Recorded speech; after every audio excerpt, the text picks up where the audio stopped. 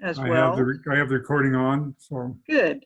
And then I'll turn it over to the educational director, Jeff Haller. Thank you. Laura, are you going to monitor, kind of go back and forth between gallery and speaker view, or Yes, I will. Okay, perfect.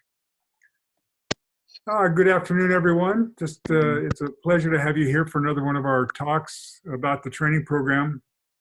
With a great deal of excitement, we have enough people to hold the training program, and so thumbs up for everyone who's been waiting to know and to hear. We're very excited that we can say very clearly that the training program is on and expecting, and we'll be starting in October the 15th. This talk is one of the most informative talks in the sense of dealing with the method of the Feldenkrais method. Because if we go back just even into a short bit of history, in the early 70s, when Moshe came to the United States, he had a series of arguments with Ida Rolf. And when he argued with Ida Rolf, the argument was, he and she were very close friends, and they were two geniuses arguing. Ida was a tenured professor in chemistry at a university in Germany before she started her work. Feldenkrais had a doctorate in his studies in physics and electrical engineering. The two of them would argue, and Ida would say, unless you change a person's structure, their function will not change. And Moshe would say, if you teach a person to function, their structure will change. And it became kind of a chicken and the egg story. But Moshe would sort of somehow kind of, in some ways, depending on your point of view, would somehow win the argument a little bit, because there's sort of a chicken and egg story, because Moshe would say, his argument would be, if without gravity, there would be no basis to function. So it's the question of form and function. Without having a basis or a reason to function, there's no reason to create a form. The necessity for function is what creates the form. And Andrew can give examples, I can give an example. For example, there are salamanders that live in caves that have no pigment. Why don't they have pigment? They live in caves. They have no reason for them to be responsive to light with their skin tones. So there are fish in the ocean who have no eyes, or they create their own illumination. And there are other examples as well. So that would always become the argument that Moshe would have. So the question then would become that basically that gravity is the basis for everything. It's the basis for every way that we function. And when we look very carefully at Moshe's work, one of the things that he does very cleverly is that he talks about the process of canceling gravity. And it's not just using our skeleton to cancel gravity, it's something quite a bit more than that. Because with the nature of our nervous system, intact within us inherent within us is our native capacity to learn. And so the moment that we come into the world with this native capacity to learn, we begin to interact with gravity. But gravity is what creates cultures. It's what creates family systems. It's what creates society. It's what creates the various needs that we have. And it's you have to kind of think a little bit about how that happens. But without gravity, there'd be no reason for any of this. And so in other words, what happens is that we clearly learn from the world how to interact in the world of gravity, in our culture, in our society, in our family systems. And this interaction within ourselves becomes a way that we become identified with ourselves. And so the question of canceling gravity means not just the ability for us to utilize our skeleton in a highly refined way so that the movement, the ground force, the different kinds of forces within ourselves we can lift through ourselves to have a sense of lightness and ease and composure and capability. But it also denotes the process by which we learn to to free ourselves from the heritage of our conditioning, the way that we were conditioned by gravity. And so I'll just leave that as an introduction, and I want to introduce Andrew, who has just given a brilliant workshop here in Seattle on walking, and he calls it anti-fragile walking. And I'll let him talk about what it means by anti-fragile and some of his ideas about the Feldenkrais method and the organization that we work for in the field of gravity. And we'll just kind of, he and I think we'll go back and forth a little bit, and we'll dialogue, and we want to invite you into with your questions and into this dialogue as well. So is that a decent beginning conversation? Does that give us a decent place to start? Great. Andrew, would you care to preface your comments or jump in here? Sure. Can everybody hear me okay? I'm audible. Just give it like a thumbs up if you're great. Okay. You need to be a little louder if it's possible. A little closer. People can turn up their own microphone, their own speakers if they want to a little bit. I'll try to shout a little louder here with my face a little closer. Is that okay? That's a little better? Yeah. Okay. So if the topic is gravity, the question we really want to talk about today is, why is it so pertinent for Feldenkrais practitioners? In the workshop I taught this weekend, there was a lot of talk about understanding lengthening the spine, and there was a lot of talk about understanding the biomechanical principles behind that.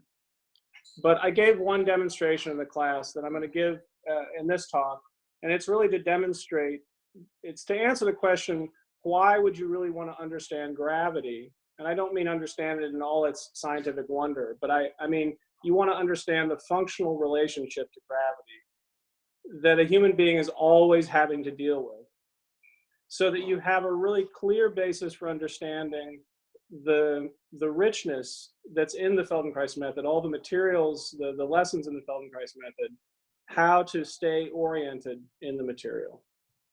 And the demonstration that I gave involves two very simple objects. One is a stick. This is a stick. And the other is, this is a weight. Yeah? So I'm gonna have to back up a little bit to show you the demonstration. Andrew, I can put my camera on and do the demonstration from here, and you can describe it if you wanted. Oh, fantastic. You wanna do it that way? If you guys are willing to just hang on 1 second, let me just see if I can make that a possibility. Sure. I feel bad for dragging this thing on the plane now, you know? I mean, you brought it on the plane? I didn't take that on the plane. Laura has one here. So in Feldenkrais's talk in Amherst, or not in Amherst, at the CERN conference, he was asked to come speak before the scientists. And he starts off the talk saying, if there was no light in the universe, would we have eyes, right? And the answer is, what is the answer to that question? Probably not, is the answer to that question. And it's Feldenkrais's, he's opening that way to create a conversation about function, not about naming things, not about labeling something, not about the only way something works, but he's trying to create a conversation about the relationship between why something develops and how it works. And in a lot of the method, we deal with how to support weight very clearly. That's one of the biomechanical principles in the method, is understanding how to get support through the skeleton. So now Jeff is holding a stick in his one hand, and the weight is balanced pretty perfectly right on top of it. Everybody see that there? The weight is about 13 pounds. It's about the weight of your head, actually. So that's about the weight of your head.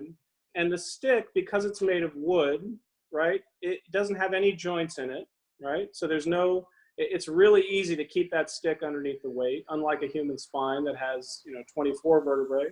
So for this demonstration is a vast simplification of what we have to deal with, but it'll help get the point across really simply.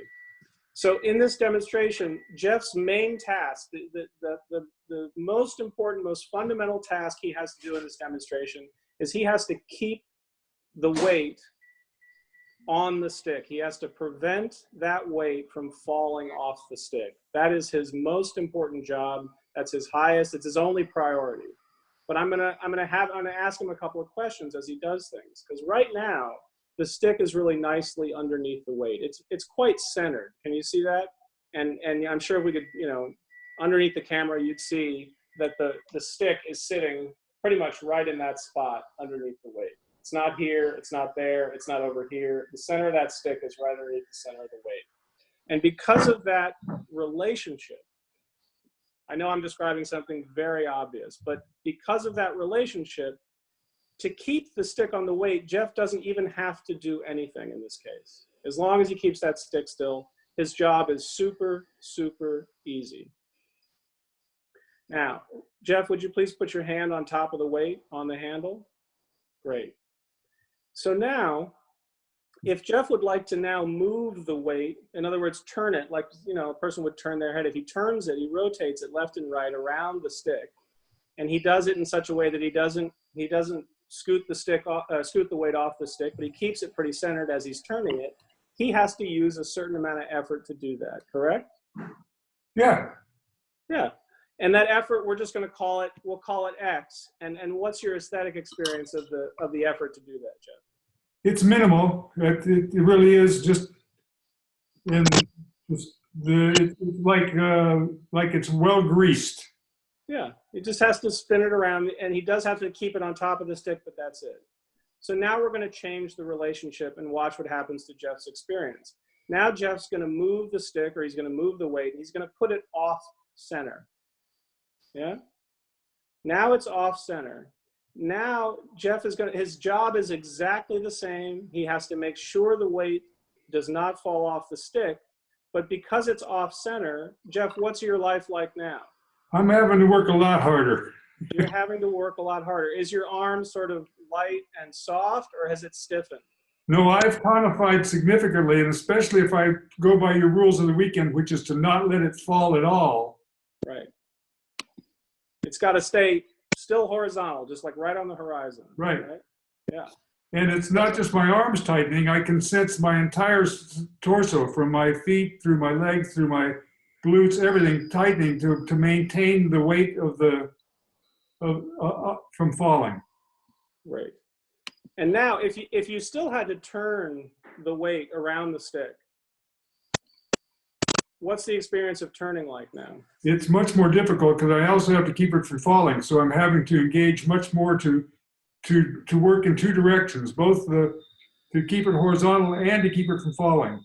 That's right. He's got to keep holding it up. He's got to be pulling the weight up to make up for the poor support of the stick, and he's got to then turn it on top of that effort.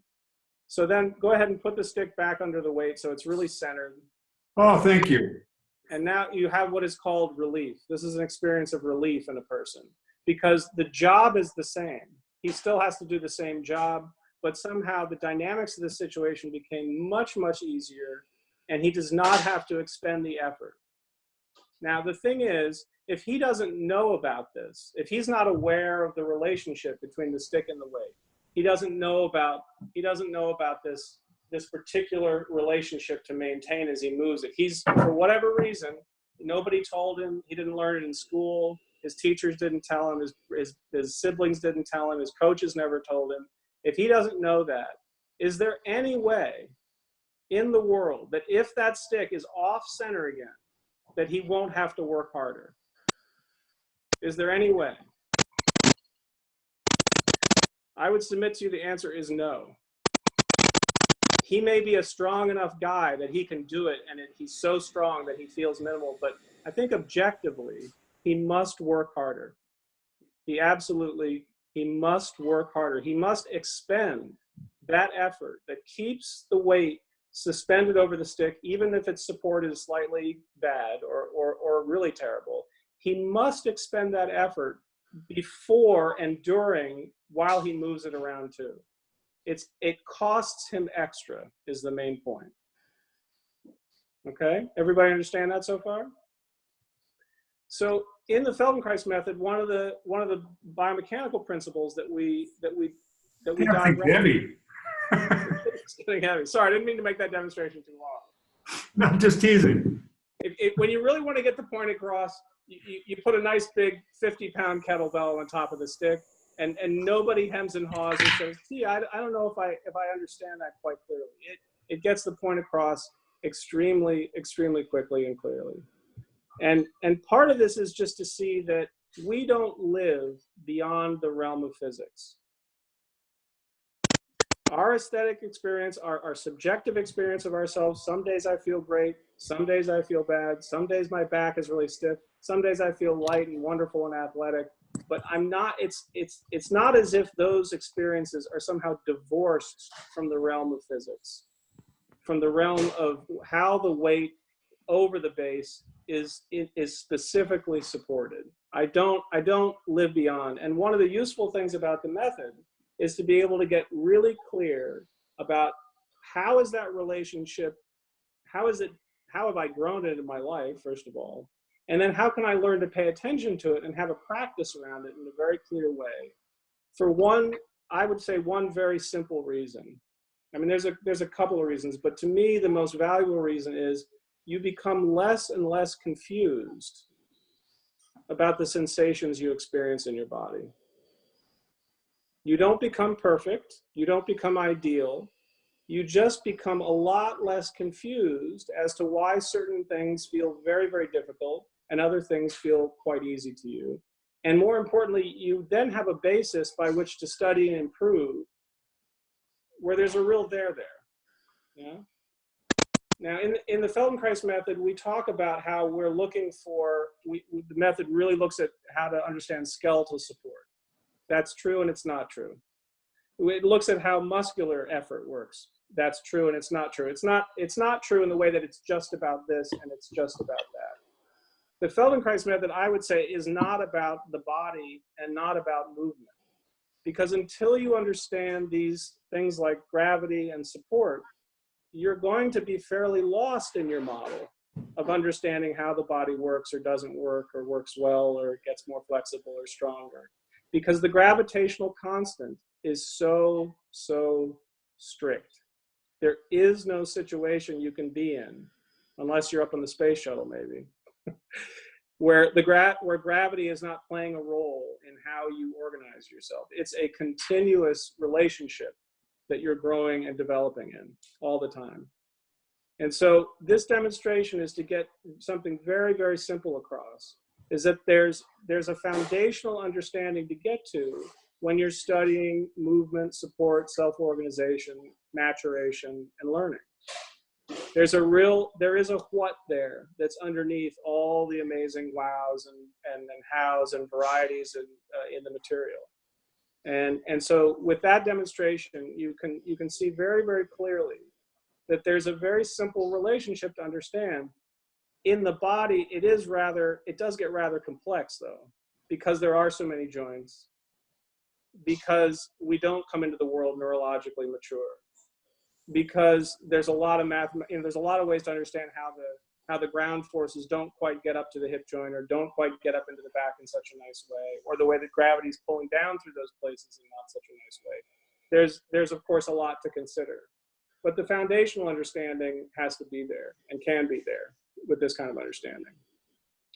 So does anybody have any questions so far about the demonstration, what they saw, what Jeff did, what his experience was at certain parts? And if you want, feel free to go get a broom handle from a broom handle and a sack of flour will do it. We'll do it just fine in your own house. Yeah, I think it's really crucial for us to grasp how important orientation is to us. You know, because in that demonstration, when Jeff says orientation, I would say, let's imagine how important it is for you to keep your head on the horizon. Yeah. Yeah. People will distort and contort their bodies in a vast varieties of ways, but almost every one of us is going to find some way, shape, or form to make sure the head stays on the horizon when we're sitting, standing, and walking. Yeah. And that we stay upright. And that we stay upright. Those same thing in the demonstration of Jeff's job is to make sure that the kettlebell doesn't fall off the stick. Well, that's very similar to the priority in the nervous system. The very high priority that you don't fall down. Right? So I work with classical musicians every summer for a week up in Marlborough, Vermont.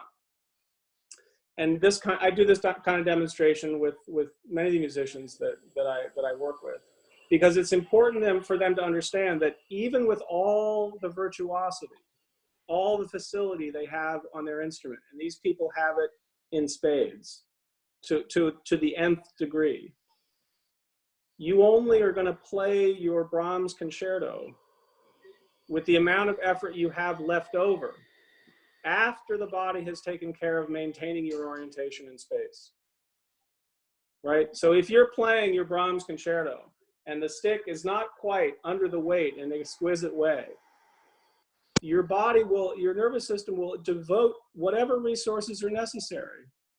It's not going to let you fall on stage. It's going to devote whatever resources are necessary to help you maintain your orientation in the activity. But it will cost something extra. And it will always pay that cost until you do something very important. You learn to function better. You actually spend the time to learn what it means and how it works and how to do it for yourself, that you actually support yourself better moment to moment to moment. And of course, in the Feldenkrais method, we create a lot of wonderful and interesting moments to do that. Yeah. But the body will always spend that, it will always spend that cash first before you get into the activity. So it really behooves us to understand, how skillfully can I support myself?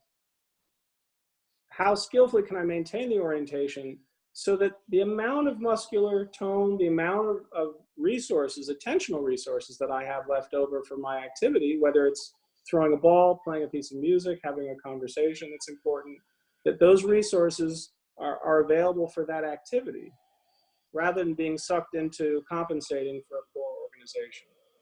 Perhaps we can tell a short story here, because Moshe worked with the great violinist Yehudi Menuhin. And Menuhin said at one point in time, before one of his recordings, that he worked with Moshe. And Moshe had him standing on 2 rollers. Now, when I was at Moshe's house, rollers in this case had been turned out of wood. And Moshe's floor was slate, so you can guarantee that the floor was not flat. And so you can imagine 2 wooden rollers, which are probably 2 feet long, perfectly parallel on each side because they're perfect rollers, but you put them on a floor that's uneven, there's no way in the world that those rollers aren't on some kind of high spot. And Moshe had him standing on 2 rollers, balancing himself on 2 rollers while he was preparing himself to play the violin. Now, imagine what happens as soon as Menuhin now comes off the rollers and then has the ability to, all the proprioception that's elicited within his whole system to maintain his orientation, and then you bring him back to a stable surface, how clearly he would then be able to find a more refined sense of balance. And Yehudi Menuhin said that it was the finest recording that he ever made.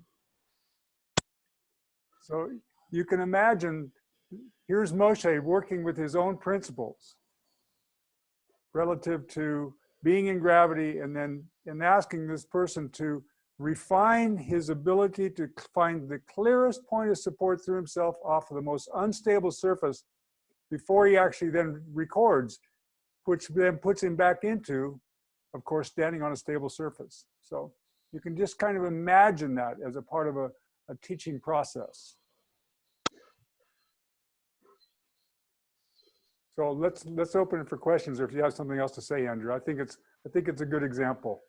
I think it's a great example. He's that kind of challenge. You know, there's not many musicians that are asked to stand on one leg while they do, and they watch what happens to their the sound that they love so much when they stand on one leg, and it's fantastic, and then suddenly on the other there's all this difficulty, and it, you know, makes them ask a question.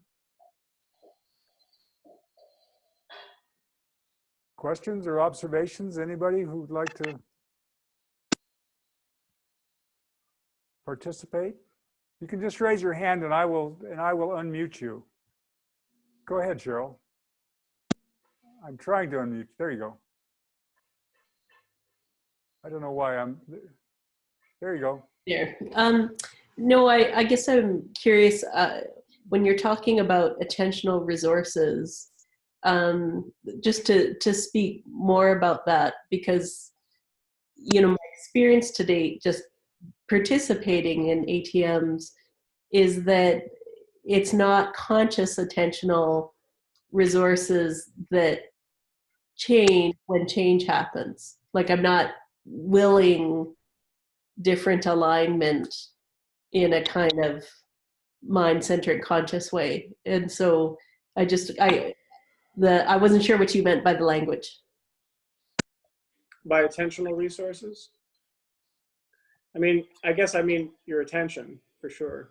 You know, a lot of what happens when people are doing awareness through movement, you know, I agree that a lot of times they're not aware of the changes that happen when they happen, right? It may not, sometimes people have the experience that they're in the lesson, they may be struggling in the lesson, and then it's at the end and they get up and stand up and they feel like, wow, they feel a vast improvement, even though they felt quite a bit of struggle on the floor.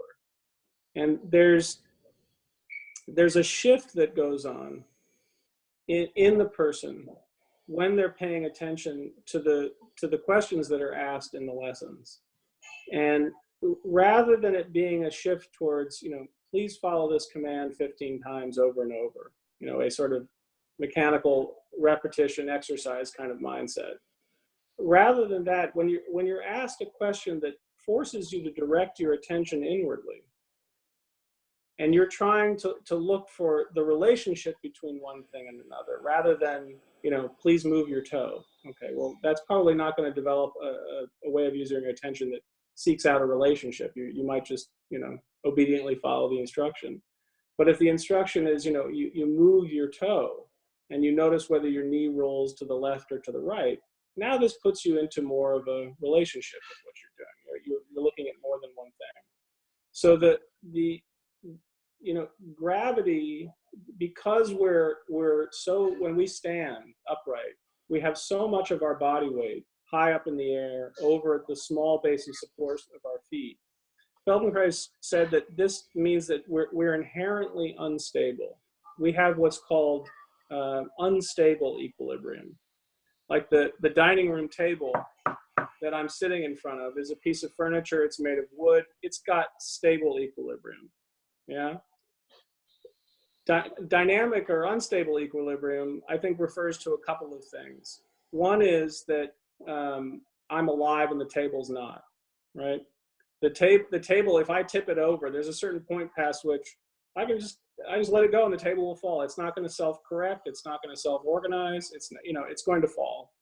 But because I'm alive, I can adjust myself to the needs of the situation moment by moment. I can use my muscular resources. I can use my vestibular resources, right? All these kind of things.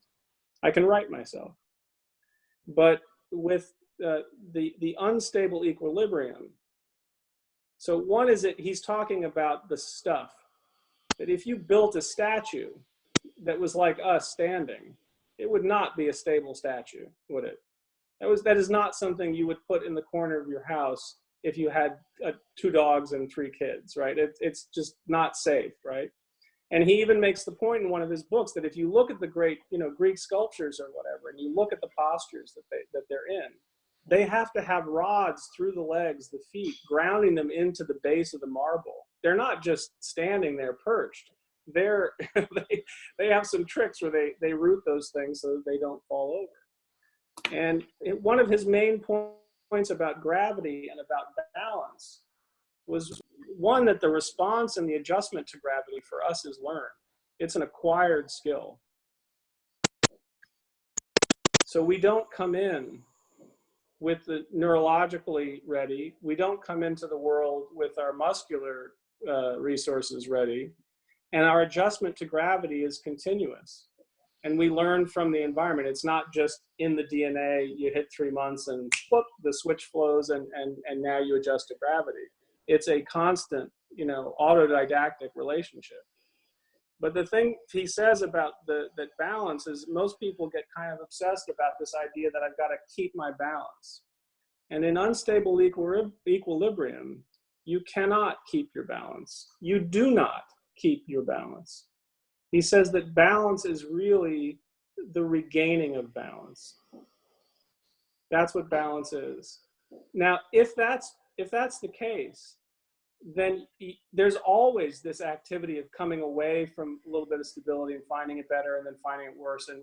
And so the skill is not to make the structure work hard, right? But there's some sort of vestibular function in relationship to yourself and the environment, using your sensations more and more clearly, so that you don't become perfect and stable somehow, but you get better and better at organizing yourself so that the constant recovery of balance, the constant regaining of balance, gets less and less expensive.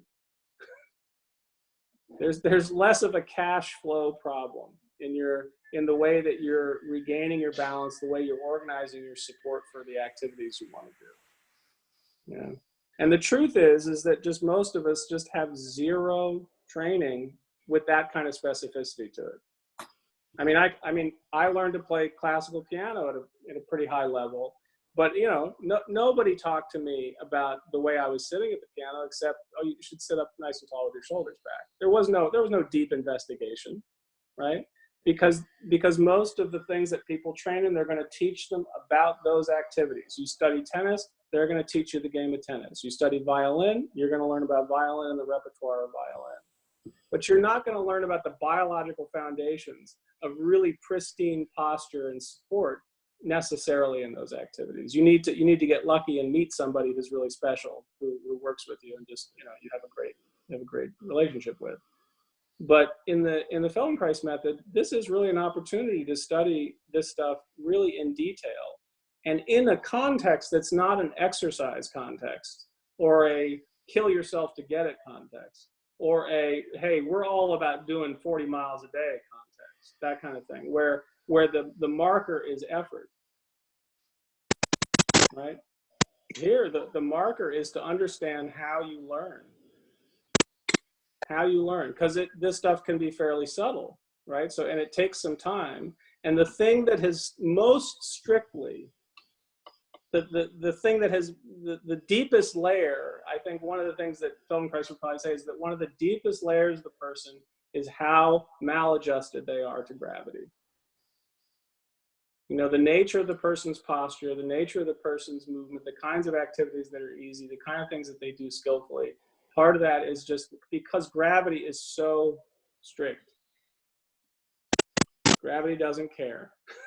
It's just there all the time, and it's strict everywhere. And that's kind of the richness that's in the method, is the ability to use all these varieties of lessons to study the various things that influence that relationship. Yeah. Because it is a relationship. Let's take a moment with that maladaptation, because very few people ever really find in their life what it means to really to have their own true length. And stand up straight is a particular kind of effort that people use. And if I say to you, stand up straight, you can almost watch the way that you internally brace yourself. But when we look very carefully at the nature of compensation, or the nature of self-preservation or self-protection, for every emotional wound that you've experienced, there's a way in which you protect yourself, which means that you contract in some way to protect yourself from being hurt further. That contraction is a shortening of yourself. For every physical wound that you've had, there is some degree of compensation. And that degree of compensation does not leave you with, you end up bringing this compensation unconsciously forward, unless you've been in a skillful situation where you learn to not live out of the compensation, but you come to a level of activity in which the compensation flows back into the background. But for the most part, we learn our activities on top of the compensations. And so we maintain these particular muscular habits of protection and compensation for the bulk of our life, unless we do make this kind of study. And for us to have that particular internal freedom of not being burdened by the weight of this muscular habit. Or as Andrew's saying, you really want to have a good flow in your bank account, rather than just spending the money all the time. Let's open it up for a couple more questions, Andrew.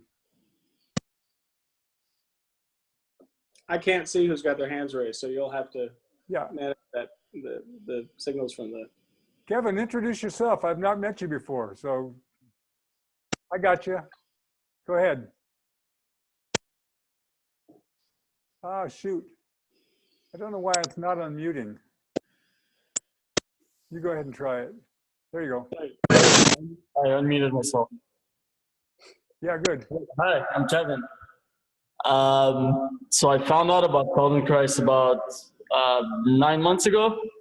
I found the potent self in my library and kind of read through it in a couple days, and just reading about it, like having a mental understanding of it, kind of really changed.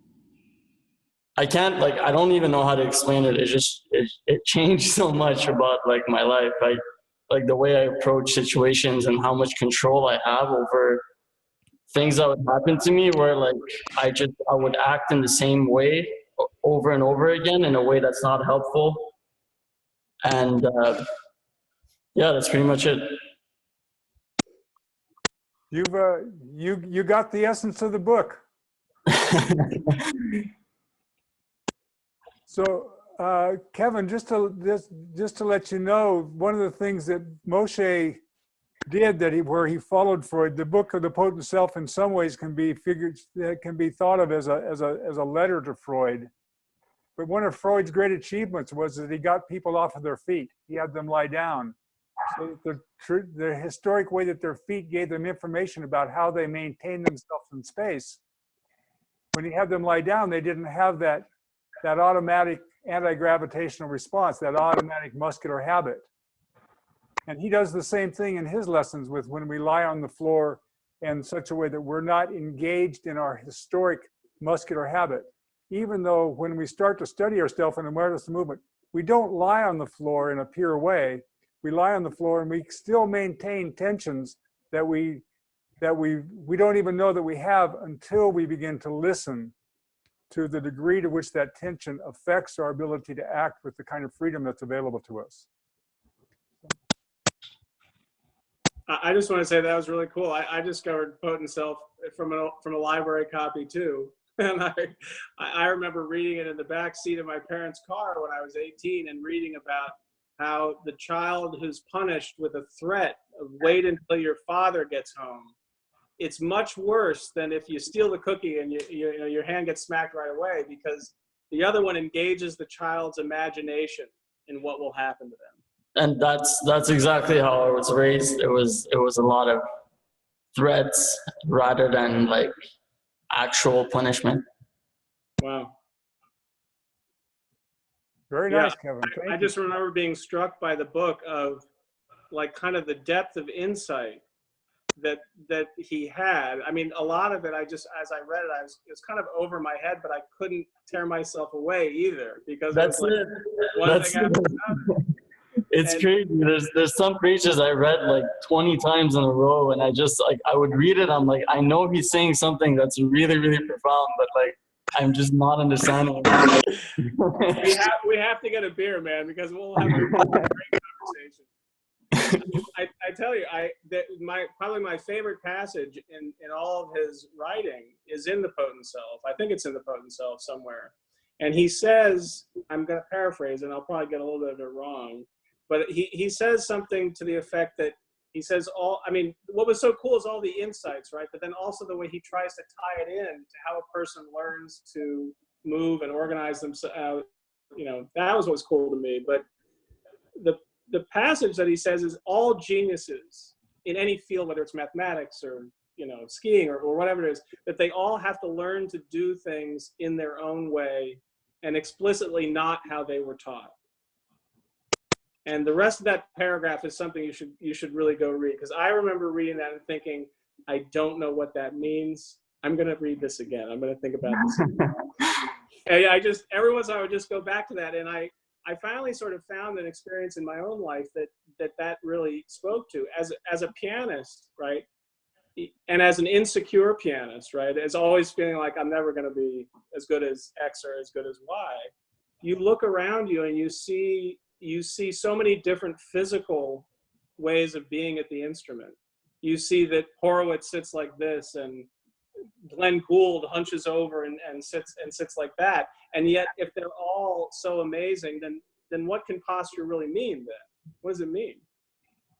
And I just remember thinking about that for a long time and thinking that was the only time I ever read anything that seemed to speak to that particular paradox and made me just go back over that book again and again. So that's cool, man.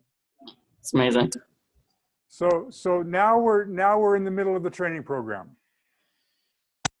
This is because every 2 weeks we're going to be having a mentoring group, and we will have these kind of discussions, these book discussions. We'll go through the material, and we'll ask people to pull out their favorite lines and their quotes, and we'll ask people to find what they're most interested in, and we'll ask people to discuss and to talk, so that they can bring that whole their curiosity up and through themselves, and they can have it be a part of expression. And so that we can become more clear for ourselves as to what was this man Feldenkrais, all the things he put together. And let's become rich in our understanding of ourselves through some of the things that he's had to offer. So thank you, Kevin. Appreciate it. Okay, go ahead, please. I'll unmute you. Go ahead. Well, I'm sitting here and being very curious, because not so much in terms of the gravity issue, because I've done enough Feldenkrais that the gravity issue is very clear to me, or at least as clear as I'm capable of understanding it at this point. But in terms of using this mechanism for our in-between parts of the training, where we're not on the floor, where we're meeting as a cohort, so to speak, I'm thinking in terms of the evolution of the work, because Moshe didn't have laptops or iPads or other digital devices. And I'm sitting here staring at faces with my eyes not blinking, because that's what I do. And I'm wondering if there'll be a process by which we can actually apply the Feldenkrais method to how we do this very thing that we're doing right now. Yes. Deep science. No, we will be we can ask Candy for a moment about what her idea about that would be.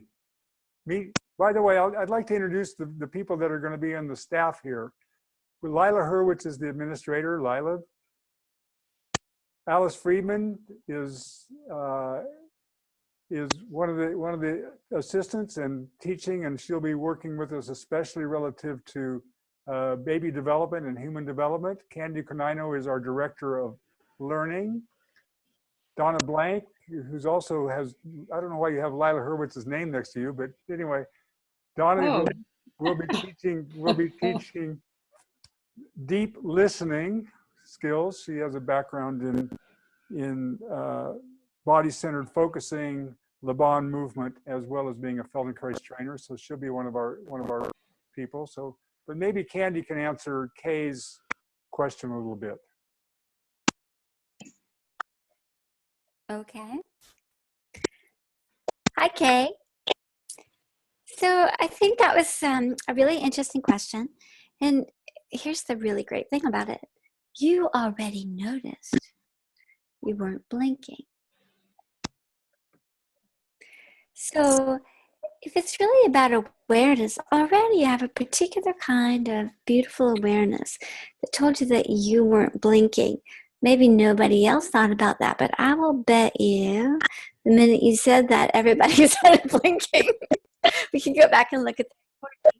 So that's really great. And of course, there's lots and lots of ways that in this format, we can deepen our learning and deepen our awareness of how we're organized. When we do this kind of thing, you know, I think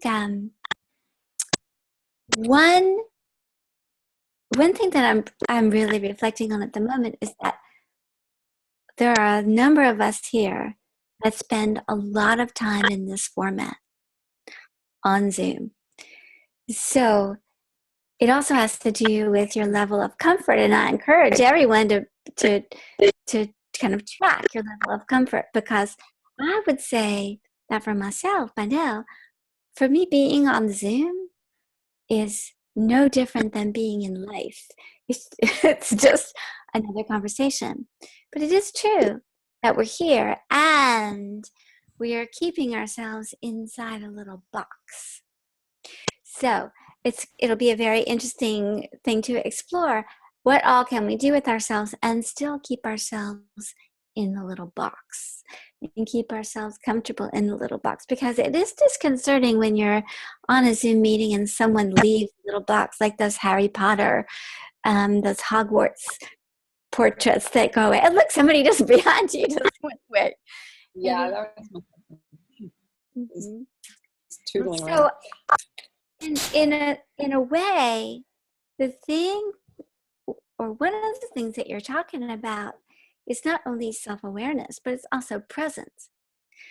How do you, in this format, establish contact with yourself and with the person who's speaking and with all the other people? And that is going to be a very important skill for us to cultivate, because it is our ability to make contact, to retain contact, to make every single person feel like they too are just, whether it's in a meeting like this, or whether it's in a big ATM class, or just one person on the table. So I will promise you that we will make this a point of all of our meetings. How about that? And I am grateful to you, and I'm admiring you for noticing that you had not blinked. Bravo. Now everybody, blink and breathe. The main point of these meetings and using Zoom and the mentoring meetings is this is where we'll hash out. People will come with the difficulties that they're having, and this is where we'll converse about it. With the troubles that they're having at the beginning, or trying to develop their ATM practice, or they're trying to read through a passage of the book and they can't quite understand it, or they've been invited to watch a session of Moshe teaching in the Amherst training, and they find themselves upset about the material, or they find themselves enriched by the material and they want to share and express it. It'll be in these meetings by which we'll maintain the flow of the training, so that we won't have these long periods of time between segments where our involvement in the work erodes. And this is very, very important to see to it that the training has a consistent process that continues to move upward, rather than going through this erosion cycle and then lifting and then erosion and lifting and erosion and lifting that is oftentimes takes place in some of the training programs that we've seen in the past. Donna, please jump in. This is Donna Blank, and you'll get a chance to listen to her. AKA Lila. Yeah. Just to add on to this presence issue, I think, I know in a lot of online kinds of programs, when people gather together first and have direct contact with each other, the quality of what happens on Zoom then is already elevated, because you already have had that direct contact. So that's one thing that will happen. And the other thing is what I think, Candy, you're pointing towards, is there are ways that we can begin to get embodied here with ourselves and each other as a support for having the conversation, right? So that's something I think that'll develop and we'll all learn about as we go along, because this is a whole new format.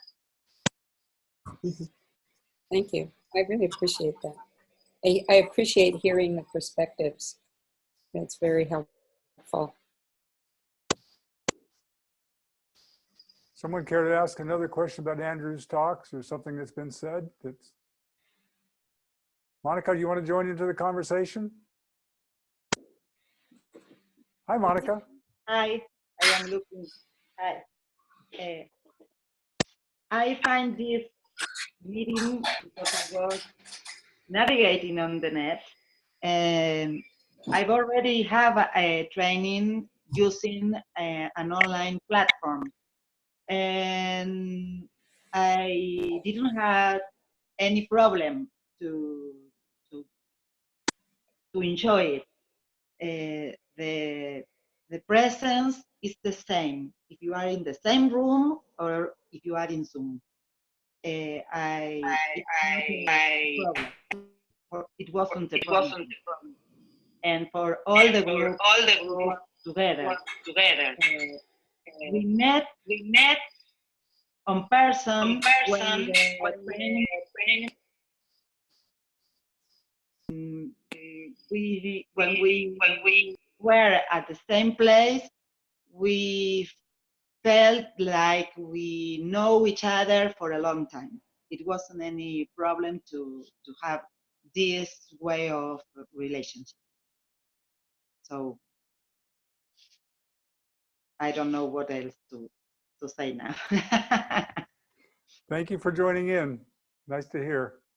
It's the first time I found you, so I want to hear you in another lessons, and I will see what I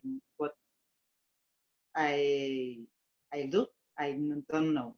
I just finished a training, so Wonderful. Congratulations. thank you. We look forward to having you as a colleague in the method. Thank you. And I am speaking in English. It's the first time in a long time that I have to speak in English, so sorry for my English. No, you're doing beautifully. Thank you so much. Someone else? Andrew, do you have something else to add to the mix here, please? I don't know. I think I don't know. I mean, about Zoom or about? No, about gravity, about our conversation, about the training process, this exploration of this refinement process, and the Feldenkrais method relative to looking at it from this highly refined sense of function, something like that. I think I've been spending the week here with Laura and with a small group of colleagues to do just some mentoring work together this week. And all I can tell you is that the further you dig into the foundations, the more interesting it gets. And to me, I'm sure the first time I read any of Feldenkrais's books, or I saw read passages where he talked about understanding, how strict gravity is and the person's maladjustment to gravity. I'm sure my first time through, I just kind of nodded and said, yeah, like I understand those words. But it clearly, it wasn't embodied in me really in any way, shape, or form. And to go from a first pass of reading a book to then doing a class and then engaging in doing a training program and then meeting other professionals that show you, how to refine your understanding further and further and further. The quality of my, I'll just say in base terms, my body feels so much better. And that's nice. Don't get me wrong. I mean, I don't have the same aches and pains I used to have. And my way of solving the aches and pains that arrive as I go through life has gotten much better. And I realize that that's actually the most valuable thing. The intellectual understanding, if it's left alone, is of course interesting, but not terribly useful. But when it's paired to something that's so practical and delves in so deeply with the awareness to movement process and functional integration process, that's when it really becomes a functional understanding. And to me, nothing is really more exciting than that. I can tell you as a musician, I was a trained classical musician, I played the piano. There's a lot of ways in which I could do things on the piano that are nice, that are exciting. there were many realms of music I realized I couldn't really, I never really touched. My training was kind of in a narrow groove. And there was a lot about my foundational understanding of music that was never really there. And when I got to meet other musicians, I got to meet jazz musicians, other kinds of improvising musicians, I realized that such a rich understanding could be possible. The person could actually hear what they're going to play or what they're playing. They could actually come from a self-authored place. I thought, well, now that's playing music. That's playing music when you can actually hear what you're playing, rather than what I had been trained in was much more obviously the reading a score and learning how to internalize the music that way. But to me, what the method offers, which was so great, is rather than, I don't know, training in a particular sporting activity or a particular exercise method or a particular form of medical intervention, that the art here allows you to actually understand and embody and communicate it to other people. That there's not just the what of, yes, this is how an arm moves when it moves well in this situation, but there's also the understanding, and then there's also the rich creation of the learning process to take a person through to be able to acquire that for themselves. That to me remains just an incredibly fun thing to be doing for a living. I never would have imagined I wound up in that situation. But the more you dig into the foundations of the work, and the more you dig into the things that, Feldenkrais knew about from science, and the way he used that to sort his way through his experience in the creation of the method and the creation of the lessons, it's phenomenal. It's like studying a great composer in a way, and also learning the music theory that helped the person create the kind of pieces that are great, and then also going out and creating your own pieces that are really wonderful. So from a musical metaphor side of things, to me, the foundations of the method, you just dig further and further into them, and things just get richer and richer and richer, and your understanding and your compassion for yourself can get bigger and bigger. So that's what I have off the top of my head to say about that. Thank you so much. Any last comments? I think our time is about up. Any last comments or questions? Hopefully we interested you into the relationship of gravity to the Feldenkrais method, and why gravity is such an important part of our process. And of course, we do have a training coming up. And if you have any questions about that, Jeff, Wyla, myself, the staff are all happy to answer. Any questions, you can contact us. Go ahead, Susan. Hi. Dan? I was just kind of curious when you said, I was like, any questions? No, no, no. And then all of a sudden I was like, what you said about gravitation being in our family and the community and all of that. Can you speak a little bit more to that, how that relationship? I mean, I understand our individual person, but and maybe how we express ourselves and how we end up relating to others. Is that kind of what you're getting at, or is there something else that I'm not? Well, we have to go not only past the evolution of theory, but we have to understand the relationship and the evolution of culture, don't we? And then we have to start to understand what the value of culture is. And then we have to understand the necessity for groups of people to work together. And then you have to understand the hierarchy and the way that groups of people work together, and the way that people relate to themselves within the hierarchy of culture. So if we look at the history of human beings, we don't just acquire. We're not alone. In other words, and it's hard to even grasp the degree to where that we wear the cultural tone that we carry unless you go to another culture. And as soon as you go to another culture and sit and watch and learn and listen and the very different ways that they carry themselves, or they speak, or they support themselves, and how I can play a little bit here just for a moment, because if you go to Sweden and Norway and you're going to be a teacher of the Feldenkrais method, you're going to meet some of the most hard-headed, stubborn people you'll ever meet in your life. And they'll go through the awareness through movement lessons with the idea that I'm going to do this if it kills me. And I've seen people with completely frozen shoulders force their arms through ranges of motion before they finally learned how to be kind with themselves. Yeah. Then if you go to Germany, these are broad generalizations, okay? Okay, but you can see they wear this in a particular way. If you go to Germany, the question is, am I doing this right? So that every single lesson has within it this underlying question, am I doing this right? Then if you go to Italy, it's like, maybe I'll get there, maybe I won't. I might go to class, I might not go to class. And then you go to Argentina and you see this group of people that have these absolutely swivel-free pelvises and hips and a chest of iron, where they've been so, their emotionality and the torture, the pain, the emotional pain that this country has been through.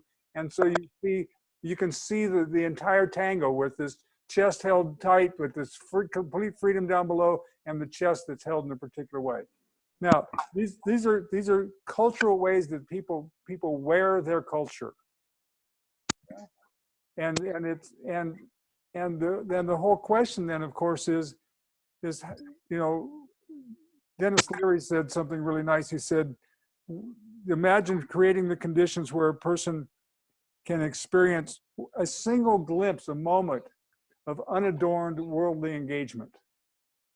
What it would be like for them to have the quality, the simple quality of supporting their skeleton, where they're not carrying that weight of that cultural habit as a quality of freedom in choice with awareness. So that's a little bit that I can say about that. Thank you. Yeah. And how would you characterize the United States? Hodgepodge. lots of different, I mean, obviously these huge generalities. I would say that for the most part at this point in time, many in the United States are jaded.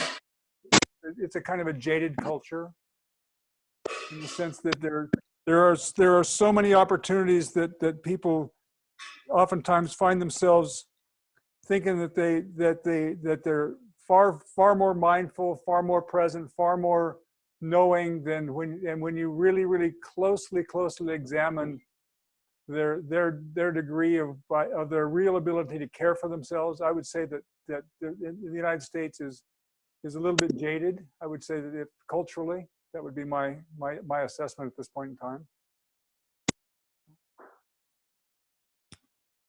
All right. Thank you so much, everyone. Feel free. Just if you need, my personal email is jeff@insidemoves.org.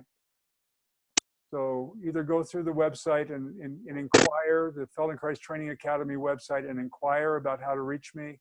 And I'm pretty good. I'll get back to you in a day or so. So bye-bye. Thank you, everyone.